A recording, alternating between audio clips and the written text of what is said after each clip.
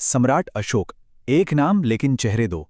एक चेहरा है शांति और धम्म का, एक मसीहा का, और दूसरा एक बेहद क्रूर विजेता का। तो आखिर असली अशोक कौन था? चलिए इस विश्लेषण में हम पर्दा उठाते हैं इस मिथक के पीछे छिपे असली इंसान से।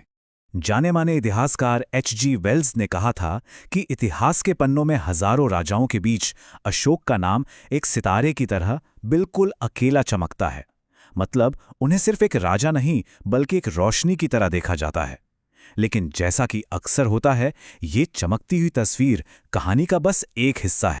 अशोक की विरासत आज भी कितनी जिंदा है, इसका सबसे बड़ा सबूत है हमारा नेशनल एम्ब्लम, हमारा राष्ट्रीय प्रतीक।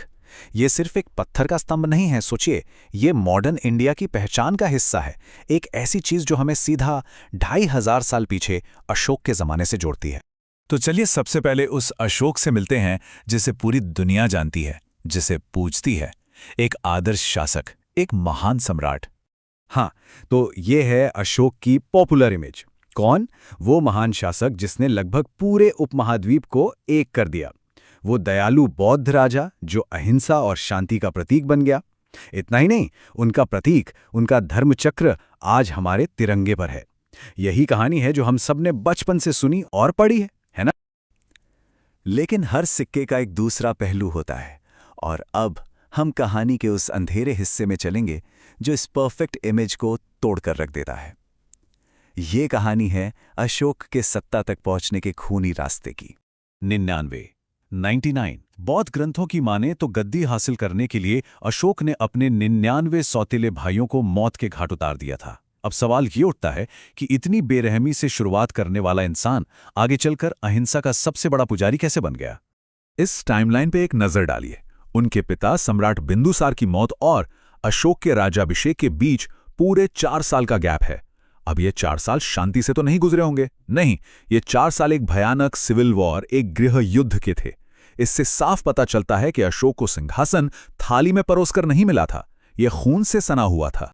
और इसी वजह से अपने शासन के शुरुआती दौर में उनका नाम देवानाम प्रिय, यानी देवताओं का प्रिय नहीं था। नहीं, उन्हें जाना जाता था चंडाशोक के नाम से। मतलब अशोक द क्रूअल, क्रूर अशोक।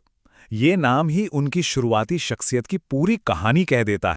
और फिर इतिहास में आता है कलिंग युद्ध, अशोक की जिंदगी का वो टर्निंग पॉइंट, वो मोड़ जिसके बारे में कहा जाता है कि उसने एक जालिम राजा को एक संत बना दिया। तो कलिंग था क्या? उस वक्त कलिंग एक बहुत पावरफुल और अमीर राज्य था, और मौर्य साम्राज्य को और फैलाने के लिए उस पर कब्जा करना जरूरी था। तो करीब 261 ईसा पूर्व में अशोक ने एक विशाल सेना के साथ कलिंग पर हमला बोल दिया। इस युद्ध में जो तबाही हुई, उसके आंकड़े रोंगटे खड़े कर देते हैं। अशोक के खुद के शिलालेखों के मुताबिक करीब 1 लाख लोग मारे गए। 1.5 लाख लोगों को उनके घरों से उजाड़ दिया गया, उन्हें देश निकाला दे दिया गया। कुल मिलाकर सोचिए 2.5 लाख से ज्यादा जिंदगियां सिर्फ एक युद्ध की वजह से बर्बाद हो गईं। ये उस दौर के हिसाब से एक अभूतपूर्व विनाश था। और इस भयानक विनाश के बाद हमें मिलता है अशोक का वो मशहूर शिलालेख जिसे उनके हृदय परिवर्तन का सबसे बड़ा सबूत माना जाता है, जिसमें वो कहते हैं कि उन्हें अपने किए पर गहरा पछतावा है। यही वो मोमेंट है जहां से चंडाशोक के धर्माशोक बनने की कहानी शुरू होती है, या कम से कम हमें बताया तो यही जाता है। लेकिन क्या ये कहानी इतनी सीधी साधी है जितनी दिखती है? चलिए अब थोड़ा जासूस बनकर सबूतों को फिर से देखते हैं और इस धर्मांतरण की कहानी की परतें खोलते हैं। तो सबसे बड़ा सवाल, क्या सच में कलिंग युद्ध की दहशत ने ही उनका दिल बदला था?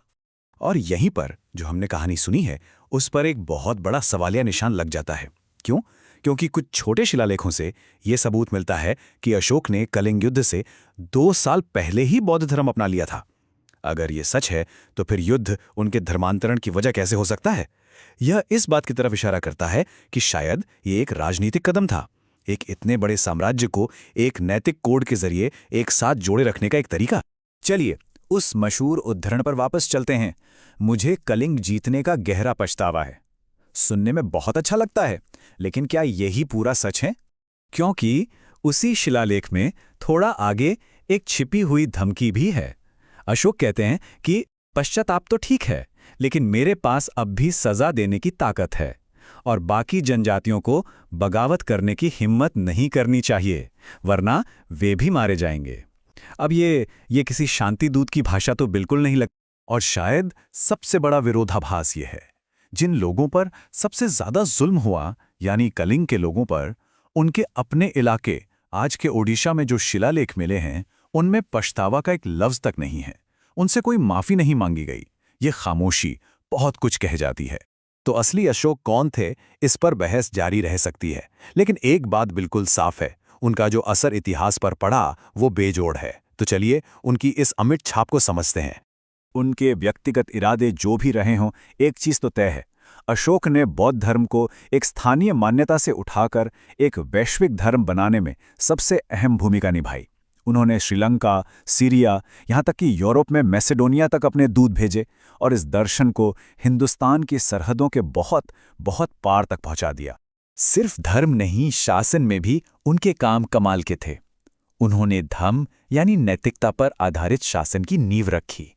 आम लोगों के लिए अस्पताल बनवाए, सार्वजनिक काम करवाए, जानवरों के अधिकारों की बात की, और सबसे बड़ी बात, धार्मिक सहिष्णुता यानी दूसरे धर्मों के सम्मान को बढ़ावा दिया।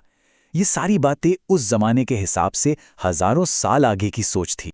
तो हम वापस वहीं आते हैं जहां से हमने शुरुआत की थी, हमारे राष्ट्रीय प्रतीक पर। अशोक एक आम इंसान नहीं थे, वो बहुत जटिल थे। एक तरफ एक क्रूर विजेता, दूसरी तरफ एक दूरदर्शी शासक। और ये हमारे लिए एक बड़ा सवाल छोड़ जाता है, इस जटिल इंसान की पूरी सच्चाई जानने के बाद क्या उनके शक्तिशाली प्रतीक के मायने हमारे लिए बदल जाते हैं?